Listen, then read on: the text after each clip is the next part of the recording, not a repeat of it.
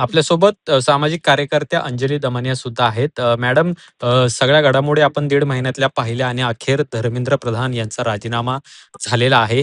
तुम्ही सुद्धा दिल्लीमध्ये जंतर मंतरवर जाऊन विद्यार्थ्यांशी संवाद साधलेला होता आणि अखेर हा राजीनामा, या संपूर्ण घडामोडींकडे कसं बघताय तुम्ही?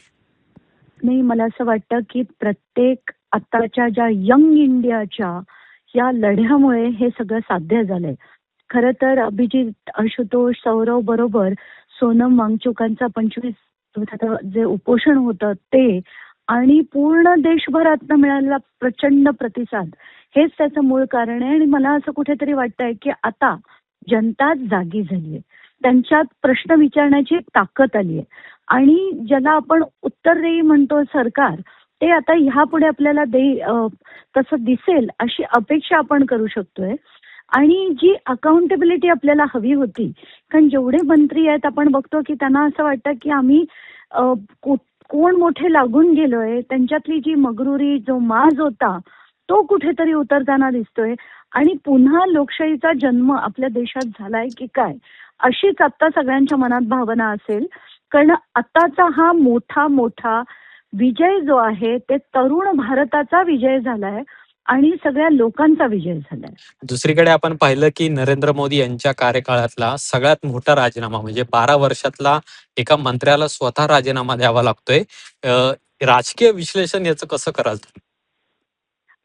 आतापर्यंत कसं झालं होतं, मोदी सरकारला वाटत होतं की आम्ही काही केलं तरी लोकांना काहीच बोलता येणार नाही. ते काय लढून लढून काय लढणार आहेत, कारण सगळंच त्यांचा, सगळ्या यंत्रणा आपण ज्या म्हणतोय त्या सगळ्याच्या सगळ्या यंत्रणा त्यांच्या अगदी अंगठ्याखाली होत्या.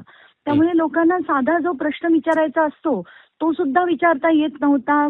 सगळ्यांच्या मनात एक प्रचंड मोठी भीती होती.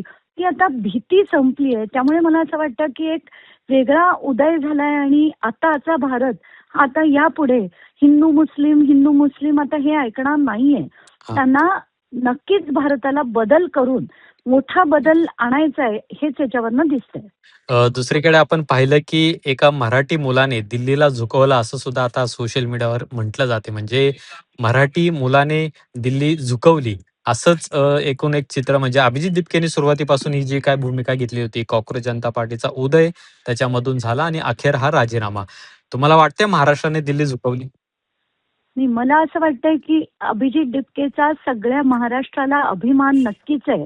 पण अभिजित बरोबर त्याच्याबरोबर असलेली सगळी मुलं म्हणा, आशुतोष म्हणा, सौरव म्हणा, असंख्य, म्हणजे नाशिकचे डॉक्टर नितीन दिघे होते, तिकडे त्याची चुलत भावंड काही होती, संदीप दिपके होते, अशी असंख्य तिथली लोक. पण पूर्ण देशभरातनं ज्या यंग इंडियानी, युवा पिढीनी त्याला जे समर्थन दिलं, त्याला जी साथ दिली, त्याच्याचमुळे हे शक्य झालंय. हे एकट्यावर टाकणं मला वाटतं कुठेतरी चुकीचं राहील. तो तर नक्कीच होता, पण त्याच्याबरोबर पूर्ण देशभराची साथ जी त्याला मिळाली, सोनम वांगचुकजींनी त्याला जी साथ दिली, सोनम वांगचुकांना त्यांच्या पत्नीने दिलेली जी साथ होती, त्याच्याचमुळे हे सगळं झालं, होऊ शकलं. आणि हे क्रेडिट मला वाटतं नुसतं एकट्या अभिजितला नाही तर या सगळ्यांना दिलं पाहिजे. खूप खूप धन्यवाद मॅडम, आम्हाला प्रतिक्रिया दिल्याबद्दल.